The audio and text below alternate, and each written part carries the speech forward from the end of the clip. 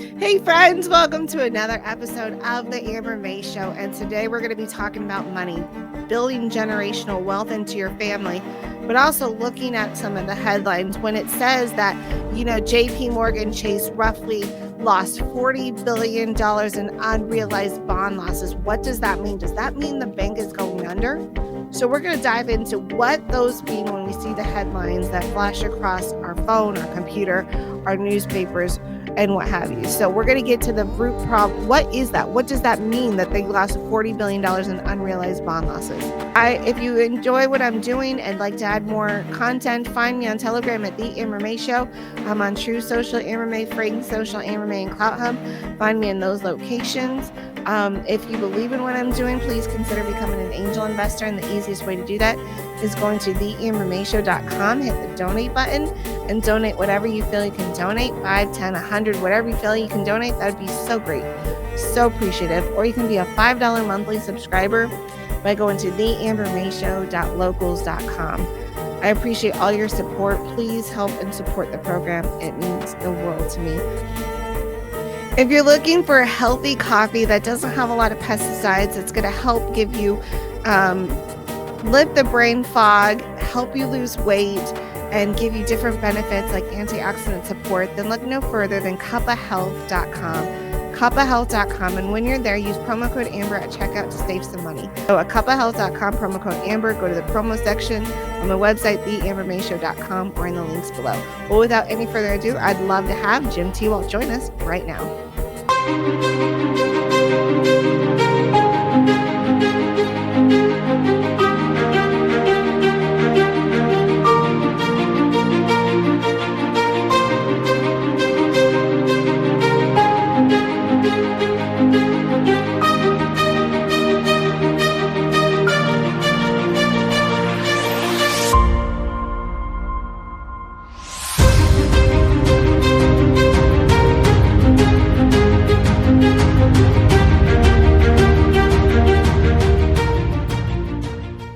Well, welcome back, guys. I told you we are going to learn more about our finances, and I brought Jim Tewalt back. He is our financial planner with EPS Wealth Management. Welcome back to the program.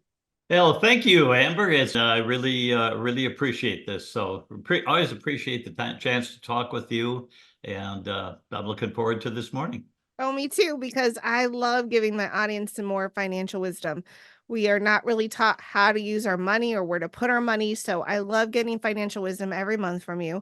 And I came across this article that I wanted to share with you. And the headline reads 40 billion, I think, right? Billion in unrealized losses hits JP Morgan Chase as Bank of America, Wells Fargo, and Citigroup faces exposure to U.S. Treasury reports. Now, these are all our major banks here in the United States. And just looking at them like, whoa, that's kind of scary. It's a scary headline, right? So the article reads, JP Morgan Chase has quietly revealed tens of billions of dollars in losses on securities, according to a new report on the company's overall balance sheet. Now, if you're a Chase Morgan person and you have an account there and you're thinking they lost money on securities, that's kind of a scary thought. So I can't wait to get your input on this. The banking giant is now stuck with roughly $40 billion in unrealized bond losses as of quarter three of just last year, 2023, which is a 20% rise over the previous quarter reports, according to Barron's. The new numbers were located in a footnote on the firm's third quarter financial supplement and were higher than expected, with a $34 billion loss. The news follows a new quarterly report from Bank of America revealing it has now had a total of $131.6 billion in unrealized losses. Although Wells Fargo and Citibank have also reported third quarter earnings, they have yet to reveal the latest stats on their own unrealized losses. And I think I kind of know where you're going to go with the unrealized losses, but I'll get your input and I'll see if I was right.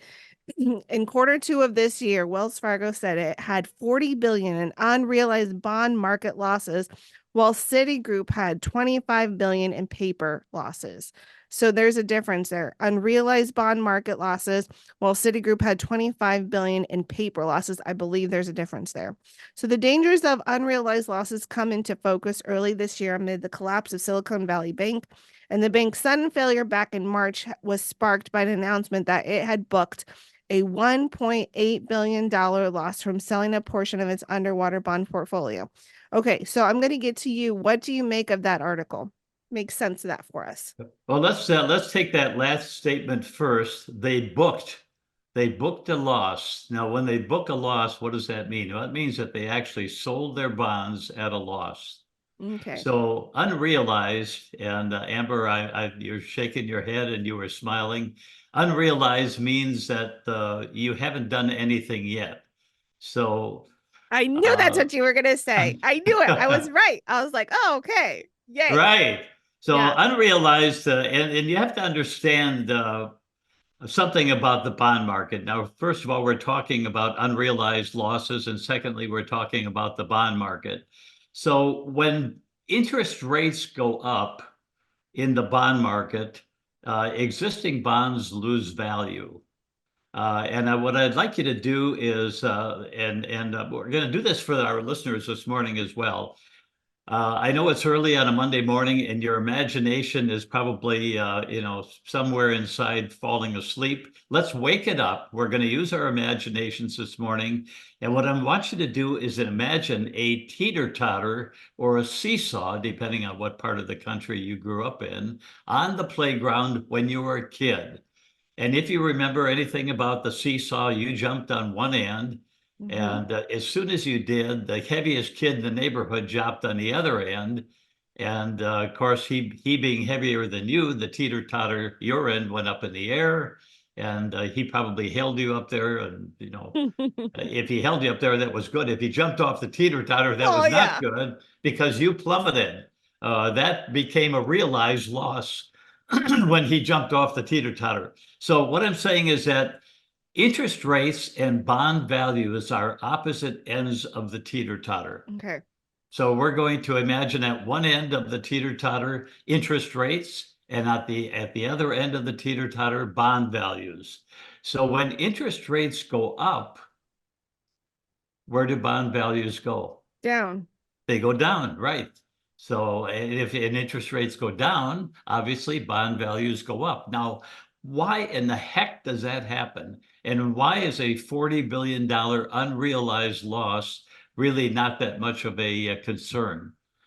So when the Fed started raising interest rates, the bond values of existing bonds went down because a bond is nothing more than an agreement with the government or with a corporation or with maybe a school district to loan an amount of money, let's say $100,000. You're going to loan it to the government for a 10-year period of time, and they're going to pay you 4% interest every year during that 10-year period of time. So that's a bond.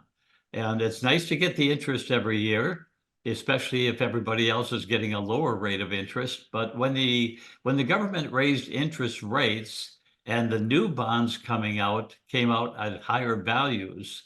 So for example, let's say you got a 4% interest bond. Mm-hmm. The new bonds coming out are paying 6% interest. Why would someone want to buy Amber's bond that's paying only 4% interest if they could get a new one that's paying 6%? Correct.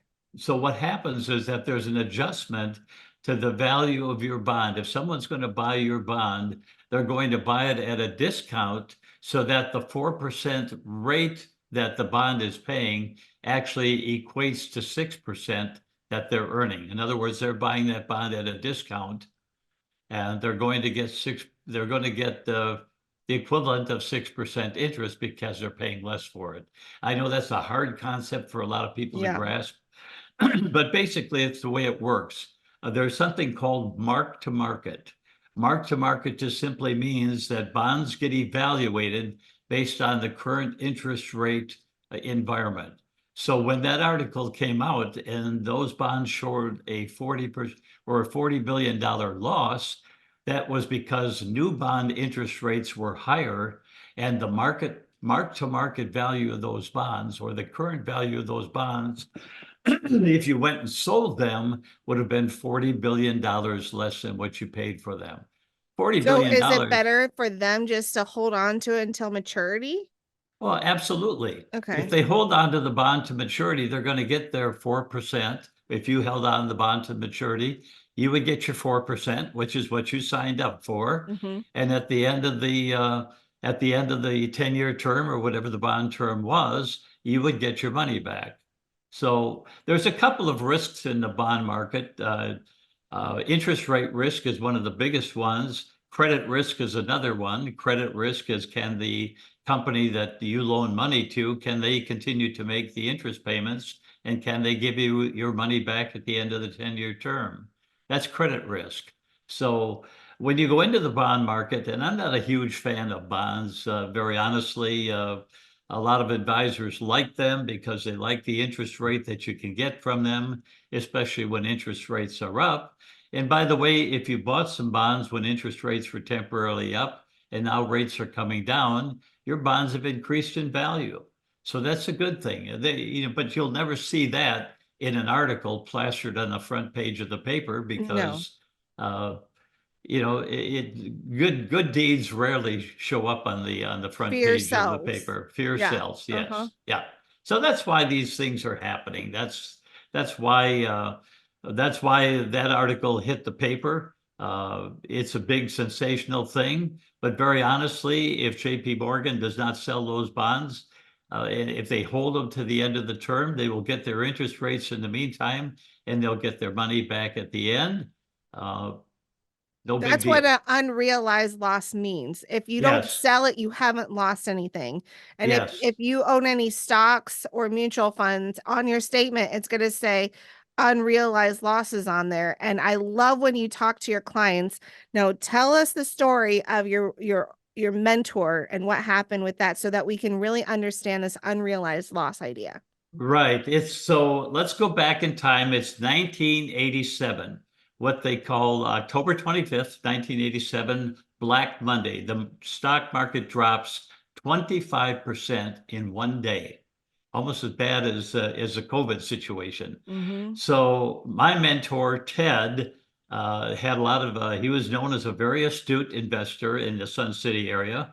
Ted has passed away now, long since passed away, but at that time, he was known as a very good investor. And so it's the market just dropped 25% in one day. And all of Ted's friends are asking Ted, how much did you lose? And Ted says, I haven't lost a dime. Well, come on, Ted, everybody's losing money. How much did you lose? And they pushed him and they pushed him. And finally, Ted said this, look, unless I sell, I have not lost a dime, and I do not intend to sell.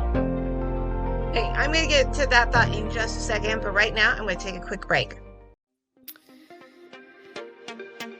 Hey friends, are you feeling constantly fatigued? Dealing with constant chronic fatigue where it's hard to get out of bed, it's hard to go to work, it's hard to play with the kids, it's just hard to do life? That's no life at all.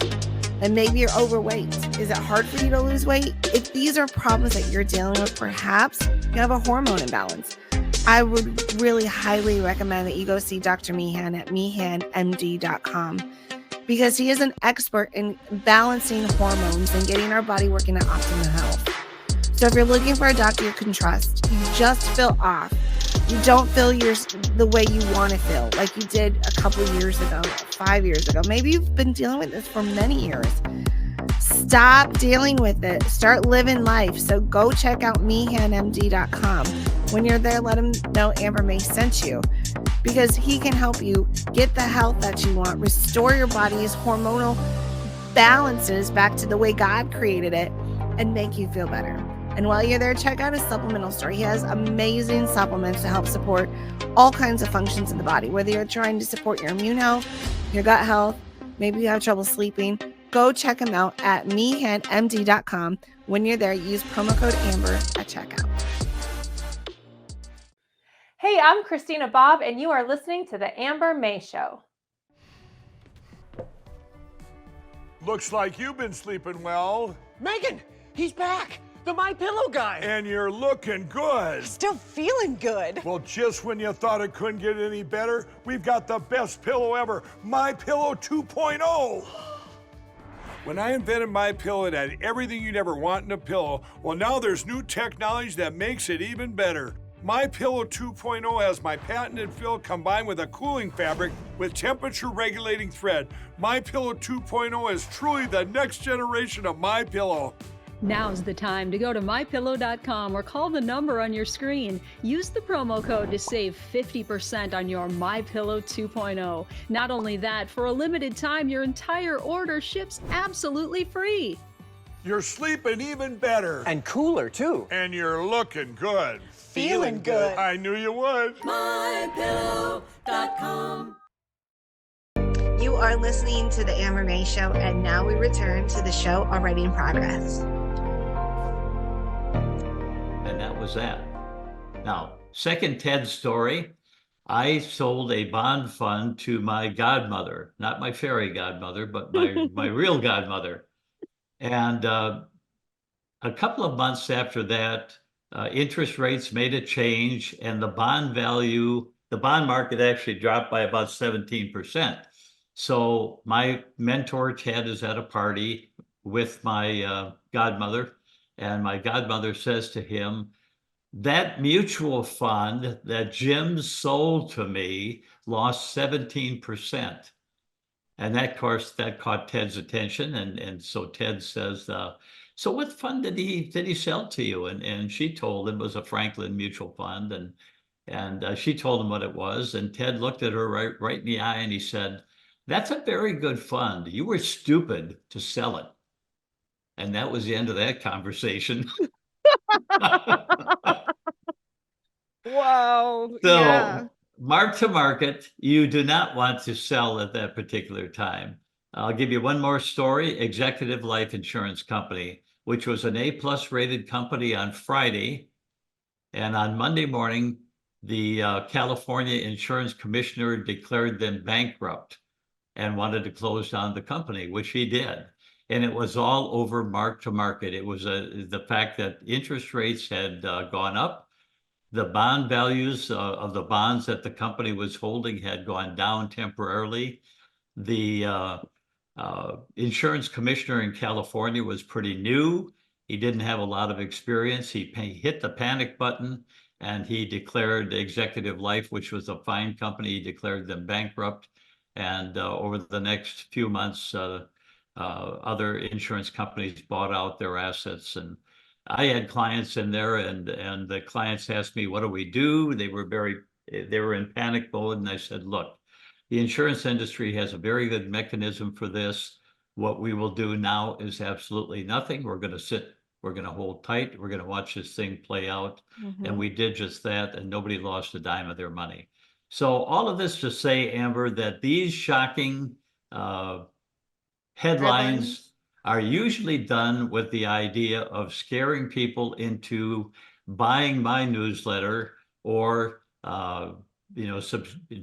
buying something that I'm selling, whatever it is. That's usually that's usually the motivation behind those kinds of articles. They want to scare people, or they want to push them into doing something different than what they're doing right now. You and I had a conversation with someone over the weekend, and you asked a very good question because it sounded like they were fearful about putting their money in the bank. And you're like, well, why don't you put your money then in a life insurance policy? Because, that's a pretty safe place to go. There was another advisor on another podcast who was saying something similar about, they like putting their money into life insurance policies. Now, why would you suggest something like that? Well, first of all, the particular company I was talking about is about 130 years old, very stable. They have been through the Great Depression. They've been through some pretty insane things in our economy. I like to say that the government is not always known for making the best decisions in the world. They make some pretty stupid ones once in a while, but hey, what you have is elected officials that really don't have a lot of expertise being called to make decisions in areas where they don't have that expertise. And they are being hounded by lobbyists to do things that the lobbyists want them to do. So there's a lot of self-serving going on there. And when that happens, when you get in that kind of an environment, people make decisions that they will wish later on that they never would have made. So what I'm saying is that when these things happen, and especially with the banks today, there's a lot of talk about banks going down, and we've had a couple of them go down. One of the best ways I know to make my money safe is to put it into the cash value of specially designed life insurance policies that will hold that value in companies that have been around for 130, 140, 150 years, who have been through the Great Depression and come out on the other side in good condition. That's the place to put your money. So for the people that complain to me about the banks and want to, are just saying all of these scary things designed to get some kind of a rise out of me, I just say, look, instead of saying that, why don't you just do something about it? And by doing something about it, I mean, put your money in a place where you can feel very secure about it. Back in the Great Depression, a lot of people were jumping out of windows to their death. And the story is told that when some of these wealthy businessmen realized that there was cash in their cash value life insurance policies, they stood at the windowsill and they contemplated jumping, and they decided, no, I'm not going to jump. I've got some cash left. When Walt Disney wanted to build Disneyland, and he went to the banks with his idea, and they didn't want to lose it. They didn't want to loan money to him because they thought it was maybe kind of a cockamamie scheme. Actually, we know it turned out pretty well. But he went to the cash value in his life insurance policies to get money. He loaned money out of his own policies to get money to build his dream there. And farmers during the Great Depression too did something similar. They were able to keep their farms going, their houses in order because of their cash value life insurance. And so I love that you suggested that to this person, that, hey, if you're that scared about banks, do the cash value life insurance, to be your own banker, and then that will give you some peace of mind, because what you do as a financial planner, as an advisor, is you're always there to give your clients peace of mind. So if they're not into the stock market and they are so adverse to where it makes their stomach curl at night and they can't sleep, then you have solutions that are alternative to that. And just like this, individuals that come to you because they're afraid of the banking system, there is another alternative to that. And that's what I appreciate about having an advisor you can trust. They will give you ideas of where you could put your money, where you could sleep at night and not be tossing and turning, your stomach turning, where you feel safe and secure. And that is an important thing to do. So you need to give Jim Tewalt a call at EPS Wealth Management, and you could find him at epswealthmanagement.com or iloveeps.com. Give him a call today and talk about this bank on your side, or be your own banker if those headlines bother you at night. Now, I know you had other headlines that you wanted to show us. You're welcome to share your screen and show us some of those headlines if you had them pulled up. Well, I'm not sure I'm techie enough to share the screen, but I'll read some of them to you. These are just headlines that my spam filter picked up in the last week. So here's a couple of them. We're in the midst of a great crisis. Well, that's no front page news. Shocking change coming to your bank account soon. Critical, January 31st warning. Something's going to happen on January 31st. I believe these stocks will collapse by up to 80%. All members of the Himba tribe have 20/20 vision. You thought I was going to say something else, but protect your bank account before 2024. Well, we're screwed. 2024 is here. So these 110 banks are planning to replace the US dollar. And by the way, there was a prediction made in June of last year by, I will just call him Sweet Baby James. At that particular time, we were going to get the new digital currency. The dollar bill was going to be on its way out. But I read afterwards, I did a little research on this, and what I found was there is no plan to convert the US dollar into cryptocurrency, the White House said in response to online posts misinterpreting an executive order signed by U.S. President Joe Biden in March of 2022 to evaluate the risks and benefits to consumers and the economy of cryptocurrency and other digital assets. So, this one gets played quite a bit, how the cryptocurrency is, you're not going to be able to go to a yard sale anymore and buy anything. The government's going to watch every dollar that you spend. And if you don't spend it, if you buy a Bible, they're probably going to come and take you away. That can happen. And obviously it has happened in other cultures, but I take a lot of this stuff with a grain of salt. Now, here's one here. And honestly, I read this one after I read an article that 2024 will be a great year for dividend stocks. Here's another article that says, a headline, 2024 will be the worst year ever for the stock market. Best year, worst year. Oh, wow. Yeah. So I go back to my personal favorite. This is from 1988. 88 Reasons Why Christ Will Return in September of 1988. Written by a guy by the name of Edward Whisenhunt.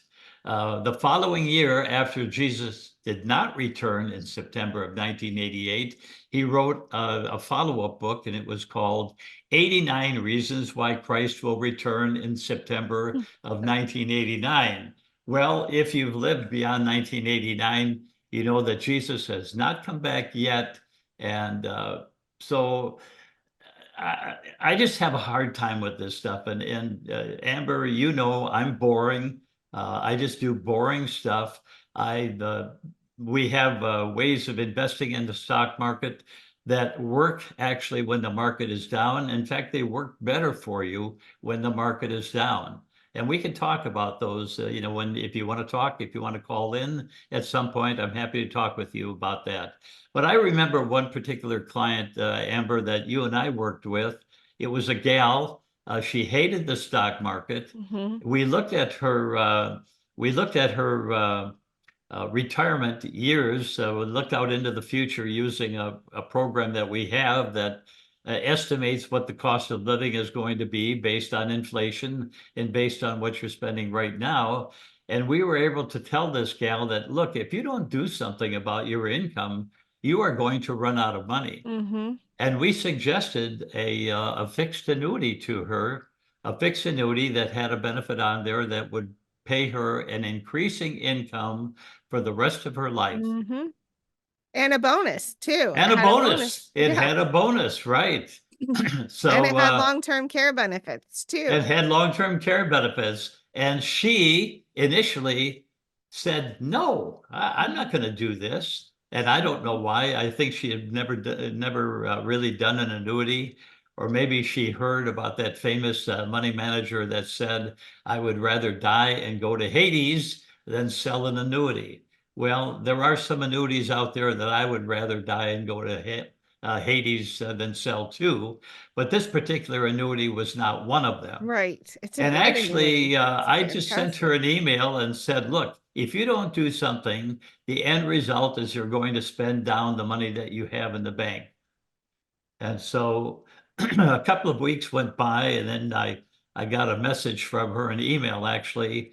Do you really think that annuity is a good idea for me? And she came in and we talked about it, and she wound up doing it. And honestly, if the annuity never increases its payout to her, which it will, but if it never increases its payout to her, she will still have enough money coming from that annuity to take care of her income needs for the rest of her life. She will not have to spend down her bank accounts to do so. Hey, I'm going to get to that thought in just a second, but right now I'm going to take a quick break. In the early 1900s, like in 1920s, 30s, with $20, you used to be able to buy an entire men's suit. You could get the handkerchief, the tie, the vest, the jacket, the pants, the belt, everything. And you could also buy that with a piece of gold. Now, in today's standards, you can't buy much with $20. Maybe a tie, maybe that's it. You could not even come close to an entire men's suit with a $20 bill. However, if you still had a piece of gold, you could still buy an entire men's suit with that piece of gold. See, silver and gold have intrinsic value, and it's had intrinsic value since the beginning of time. It's always been a currency around since the existence of man, gold and silver. So why not protect your investments and protect your earning power by owning some gold and silver? And the easiest way to do that is contacting Jim Tewalt at EPSWealthManagement.com. That's Edward Paul Sam, wealthmanagement.com, EPSWealthManagement.com. Give him a call and let him know you'd like to have some tangible assets in your portfolio. You'd like to have some gold and silver, and he can help you do that. So if you're ready to protect yourself and protect your investments, then go ahead and give Jim Tewalt a call, whom you've seen on our program at EPSWealthManagement.com. Let him know Amber May sent you. Hi, this is Van Miller from the Blood Money Podcast. I'm here to say don't ever miss an episode of the wonderful Amber May Podcast. Hey friends, I want to tell you what I recently did. I broke away from the big three. I was tired of the woke mobile, and I wanted to go to a Christian conservative company that I could trust, that support the organizations that I value, and that is Patriot Mobile. So when you go to patriotmobile.com/Amber, you are going to get free activation. It is super easy to get started to switch from the big three to Patriot Mobile. They'll walk you step by step. It is not difficult at all. And I've had tremendous service since I made the switch. So I recommend, if you want to vote with your wallet and support a company that supports your values, go to patriotmobile.com/Amber and save on a free activation. So that's patriotmobile.com/Amber. Now the links are in the description below or on my website at theambermayshow.com/promo. So check that out. So it's time to vote with our wallet, ditch the woke mobile, and go to a Christian conservative mobile. And that is patriotmobile.com/Amber. You are listening to the Amber May Show, and now we return to the show already in progress. And can you talk to me about the SSRP a little bit? Because I want to get some more information for my audience on what this SSRP is, because it sounds really fascinating. And I like this time with you because I think we're giving our listeners, our viewers, another perspective on things and another tool in their toolbox that they could use to grow their wealth and to grow their income, especially because most Americans will run out of money in retirement, or they will have to work in retirement. And so you and I are trying to save one person at a time from that 100-man story. So Right. What is this SSRP? Well, SSRPS, actually, it's a term that was coined by and trademarked by a friend of mine, Steve Delaney, and it simply stands for Safely Structured Retirement Planning System. Now, I am a stock market guy. I love the stock market. I realize that the stock market has volatility associated with it. A lot of people talk about, when they're talking about the stock market, they talk about risk. I don't like the risk of the stock market. Mm-hmm. Well, in my opinion, risk is better equated with having a broker named Madoff. Mm-hmm. Risk is losing all of your money. To me, that's risk. Volatility is changes in the pricing of stocks in the market. Volatility is something that the market has that you cannot get away from. Again, Black Friday, 1987, the market drops 25% in one day. That's volatility, because even though the market dropped 25% that day, those companies did not go out of business. Their pricing did come back later. In 2016, as an example, McDonald's, which is a pretty good company, had made a lot of money over the years selling hamburgers. In the highest price of McDonald's stock in 2016 was $127.50 a share. The lowest price was $87.50 a share. That's a 46% difference. That would be a huge drop if you saw a 46% drop in your portfolio. And by the way, you might have done that when COVID hit. Mm-hmm. But if you saw a drop like that in your portfolio, that would be cause for angst and fear, and maybe the unrestrainable urge to get the heck out of Dodge as quickly as you possibly could. But people that react in that way to the market when they hold top quality companies are making a grave mistake. They're being they're being driven out of a good investment. They're being driven out of a good investing vehicle, which over time has the ability to overcome inflation. They're being driven out by people who are just trying to use scare tactics for their own personal gain, in my opinion. So, safely structured retirement planning system, what is that? Well, that's not using the stock market. That is using annuities that have contractually guaranteed predictable streams of income that are likely to increase every year.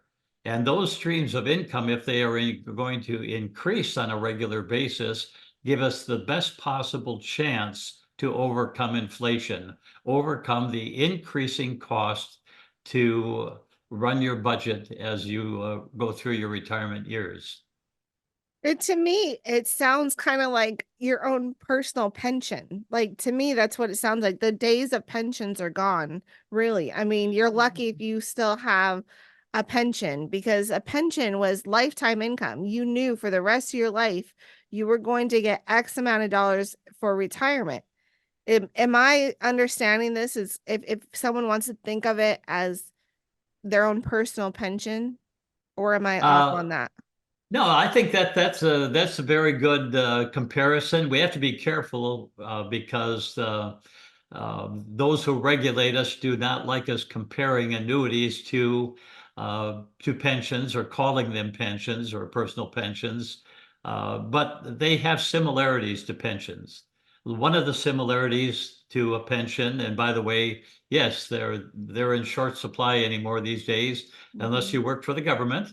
The government does have pensions available yet. So, but if you're in the private sector, most companies have shut down their pension plans Mhm. because they became just too expensive to maintain.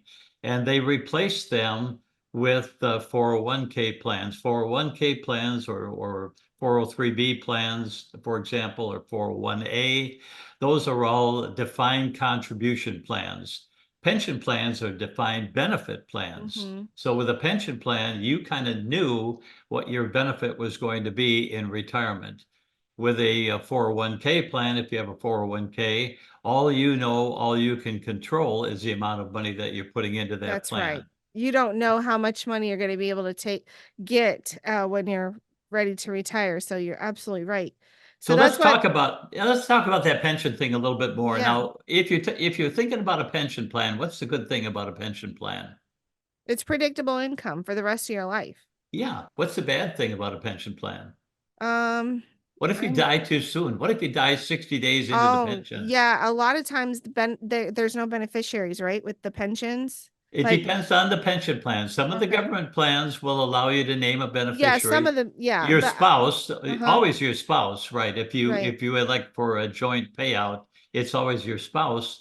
But the big thing with corporate benefit pension benefit plans was that if you died, let's say in the 60 days into your plan, you got nothing. Your kids got nothing. So everything you worked for your entire lifetime, uh, there was nothing there. If you use the SSRPS, for example, or if you use a fixed annuity, uh, in the ones that we use, the income account that covers your pension plan payment or your pension, your regular payment from the annuity, that account is available to your beneficiaries if you Mhm. die prematurely. So uh, another thing with pensions is that usually in the private sector, they did not increase. That's true. Yes. With the annuities, you have the opportunity for your income benefit to increase on a yearly basis. Mhm. So this SSRPS thing can be a great thing. So if you are market averse, if you don't like the volatility of the market, there are other ways to solve the pension planning uh, predicament, so to speak. Or if I mean, I don't think you're the type of guy, a type of advisor that is the all eggs in one basket type of advisor. To me, when I've heard you talk, you share about like when depending on how much money the client has to bring to you, you might suggest, okay, I really think we should put X amount in this, the growth, is it growth? Your growth, We strategies or have, right, we have a income strategies, income right? strategy, right? Income Yeah. strategies. So you'll say, let's put X number of dollars in the income strategy. And then you have more money. So let's put it in these SSRPs. And while we're at it, maybe you should add some gold and silver to that portfolio. Like, you're the type of advisor that if you have enough money to move around, you don't just put everything into the stock market. You might Right. put some in there and then some somewhere else and some somewhere else. You're not all the eggs in one basket. And I like that as you as an advisor to your clients, because if like I'm learning so much from you because I do have an annuity, but I am going to open that index the income stream with you, because I've heard what you say to clients, because I used to be very stock market adverse, but now that I've talked to you over the years, I'm like less and less scared of the stock market and more like, well, I want that income. I want another stream of income, because you can't have enough streams of income, in my opinion, when it comes to retirement. I mean, Right. so you'll have your Social Security, hopefully. Who knows what's going to happen with that, with the way the federal government wants to pay for all the illegals and all that stuff. But as of right now, we have Social Security. And then if you have your 401k, that's great. But if you have extra money that you're putting into the stock market with the income, then that's another stream of income. If you have money for an annuity, that could be another stream of income. I mean, potentially you could have multiple streams of income. Isn't that what we should be focusing on? Like multiple streams of income when we are looking at retirement? That is my opinion. And we can even go back to the guy that didn't like the banking system. And we can do what's called infinite banking, or what I like to call be your own banker, which is using a life insurance policy that has cash value and building up that cash value. And the interesting thing about life insurance under the current tax code is that if you die, life insurance benefits are income tax free to your Mm-hmm. family. If you take money out of your cash value as a loan against the policy, it comes out, guess what? Income tax free. Correct. It's And another income stream in fact, the newer life insurance policies allow you to tap into the death benefit to pay for long-term care costs mm-hmm, or other medical costs that might come up. mm-hmm, They also allow you to take and put your money into accounts within the life insurance policy where the interest rate is linked to the growth of the stock market, mm-hmm, but your money is not exposed to the stock mm-hmm, market. So if you don't like the market, if you're one of those people that just don't like the volatility of the market, this is a perfect tool for you to put mm-hmm. money in, let it grow on a tax deferred basis, take it out income tax free in the future. Or if you pass away, that money is going to go to your beneficiaries tax free. If you want to build generational wealth into your family, one thing grandparents can do, one thing parents can do is start a life insurance policy on your kid or grandkid. So if you're a grandparent and you really just want to invest in the life of your grandchildren, because your kids are struggling just to make ends meet, just like you did when you were raising your family. One of the Yes. greatest tools you could do is open one of these accounts for your grandchildren. I personally favor that over the 429 plan, because with the 429 plan, they're very restrictive. 529s? Yeah, the 520, college plans. yes, sorry, 529s. Thank you. The Well, they can 529, become 429s when the market gets, yes, kind of becomes a brat. yes, And especially if it becomes a brat the year before your child is scheduled to, sign up for the first semester. for sure, for So sure. good one, Amber. I love it. I knew when it came out, I'm like, that doesn't sound right. Yes, the five. I prefer this over that, because with these policies, there's no restriction. You use Right. it for whatever you want to use it for. If you want to use it for higher education, use it for higher education.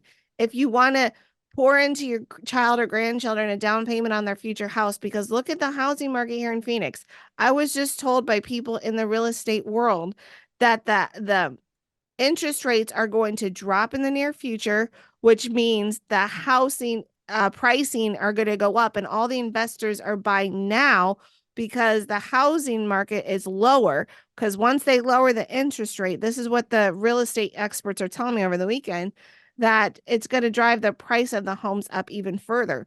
So why not start investing in your kids or grandkids' future now with a home, but a down payment on a home, a wedding, a car, college, whatever that is, and then you pay yourself back over time, so there's always money available.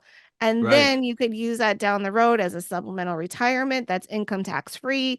You can use it down the road if you need medical help with long-term care.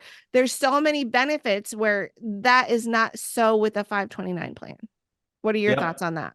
Absolutely. I think it's a great, in fact, I just had a gal communicate with me. She has a brand new granddaughter, and she's looking for a way to uh, provide some money for her granddaughter to go to college. In fact, one of the things she said to me is, I don't want to use a 529 plan for that.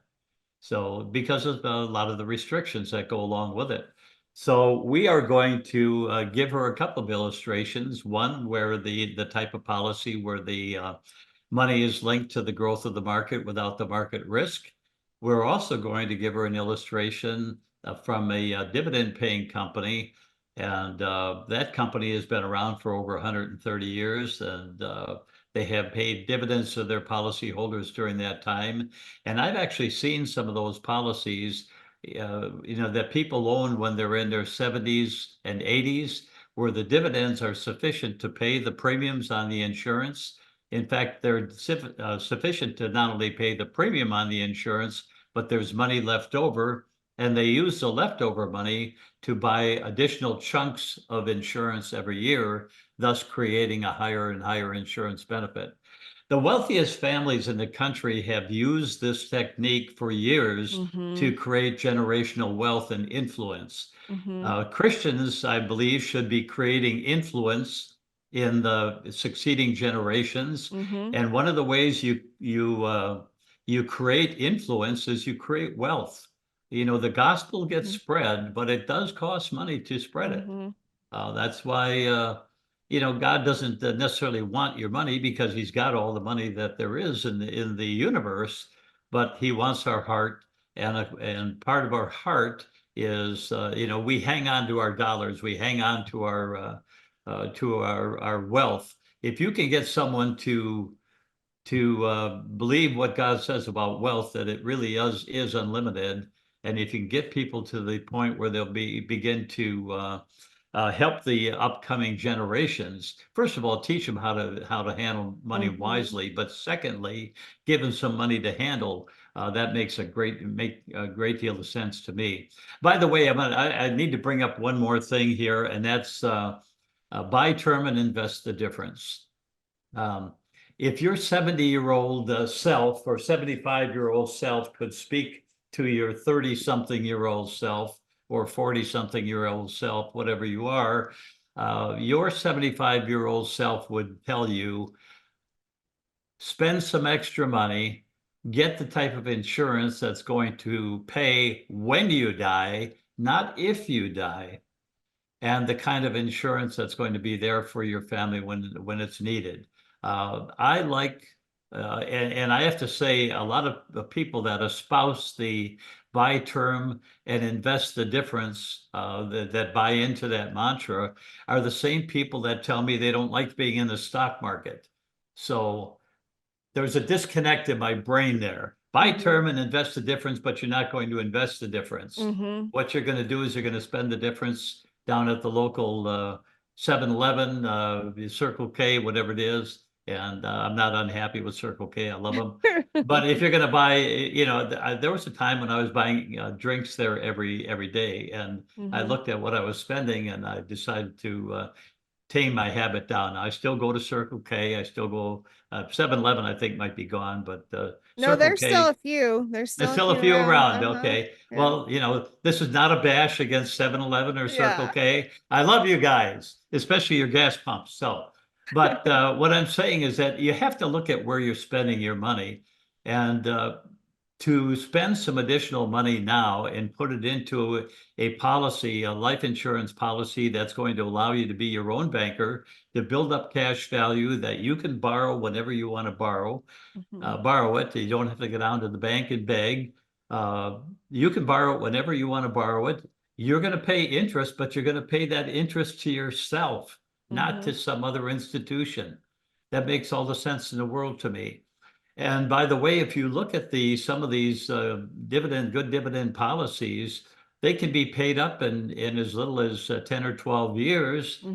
And if you look at the dividends that are still being generated from the company, they make a lot of financial sense. Now, a dividend, when it comes out from a company, is tax-free, and it's tax-free because it's considered an overcharge of premium. Correct. If you look at some of these dividend paying policies, they are more expensive than a non-dividend paying policy.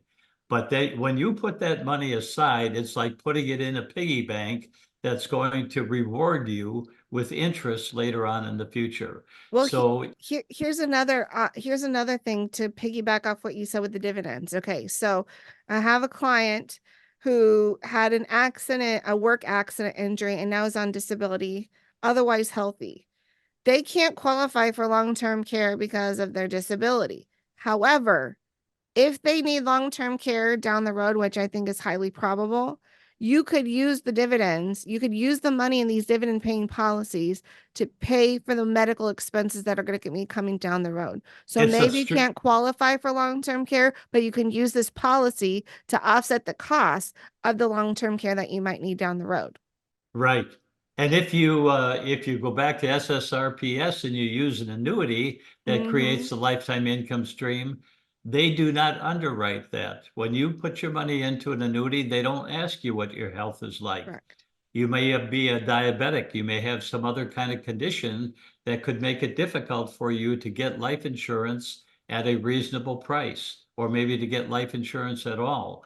But these annuities do not ask any underwriting questions. They just allow you to put your money in to get the stream of income for the rest of your life. And that income can double if you have a long-term care situation. So yes, there's a lot of great financial tools out there. And what I like to say to people is, look, everybody's situation is different. I like different clothes. I'm wearing something different than you're wearing, Amber. I would not wear what you wear. I hope you wouldn't wear what I'm wearing. Some people might, but that's not my gig. So, but our sizes are different too. So when you go clothes shopping, you don't all wear the same color unless you're in prison, of course. Then you'll get to wear orange. But not everybody dresses the same. We all dress differently. We have different sizes.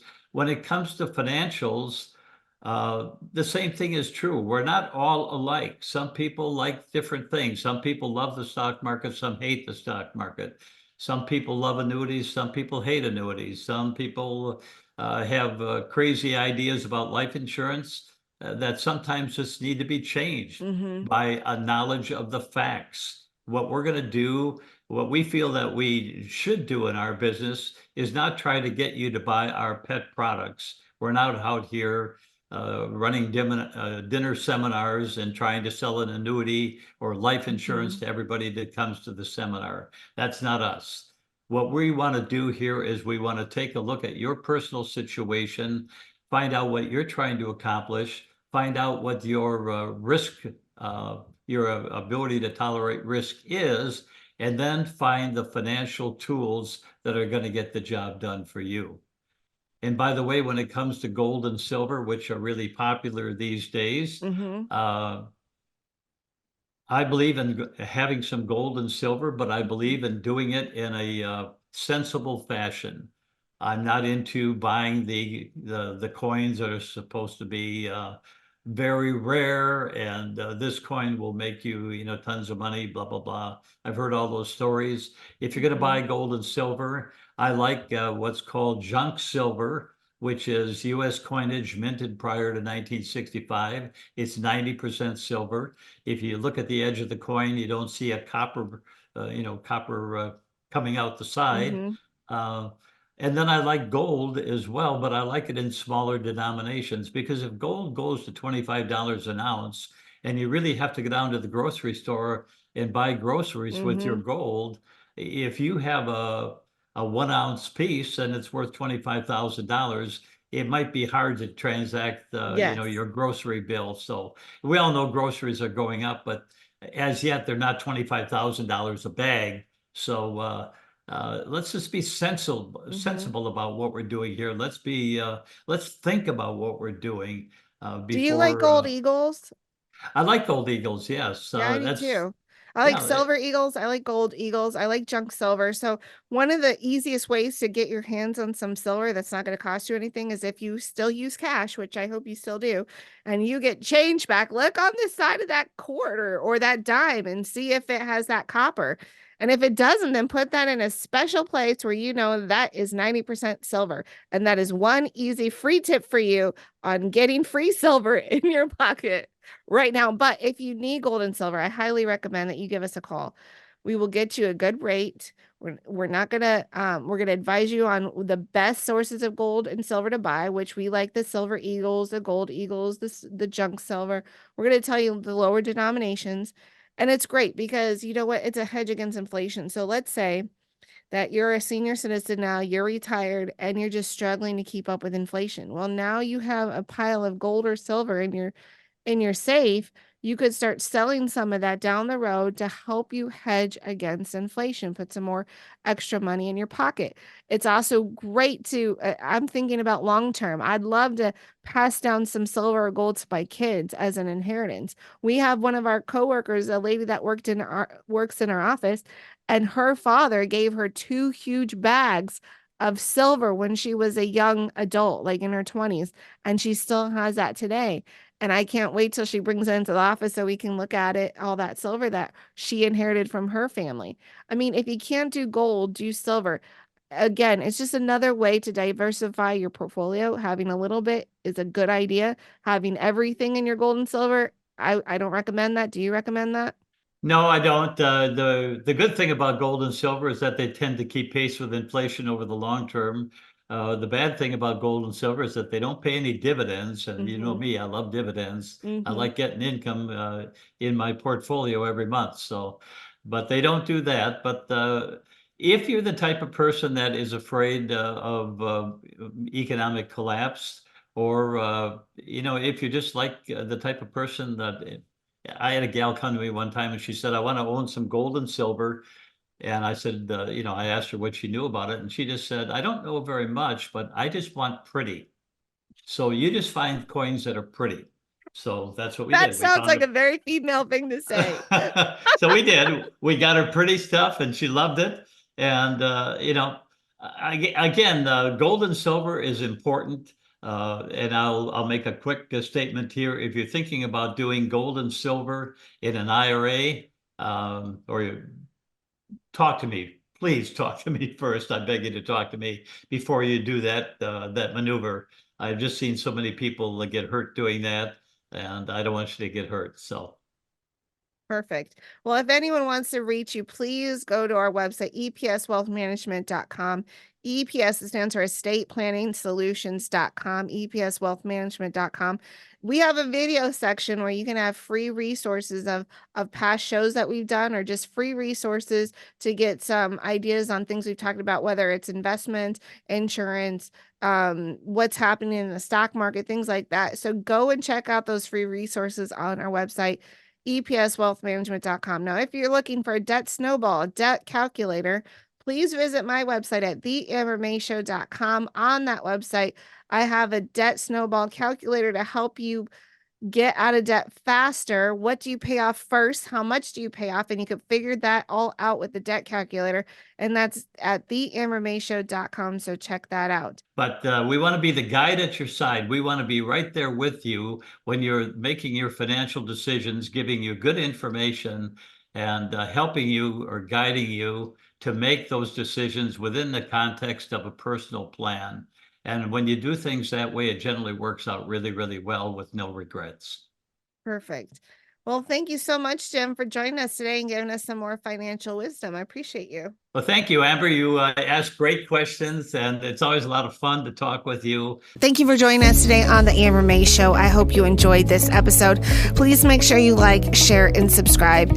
And if there's someone that came to mind, please share this episode with them. Please follow us on Telegram at The Amber May Show, True Social Amber May, Frank Socially Amber May, or Clout Hub. I can't wait to see you next time on the Amber May Show.